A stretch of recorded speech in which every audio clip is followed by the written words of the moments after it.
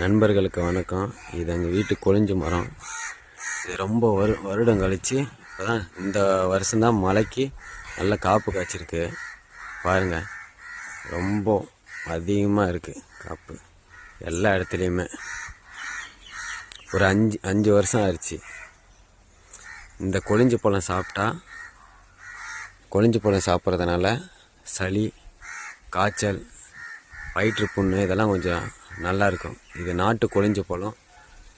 உங்களுக்கு தெரியும்னா கீழே கமெண்ட் பண்ணுங்கள், லைக் பண்ணுங்கள், ஷேர் பண்ணுங்கள். கொத்தாக காய்ச்சிருக்கு.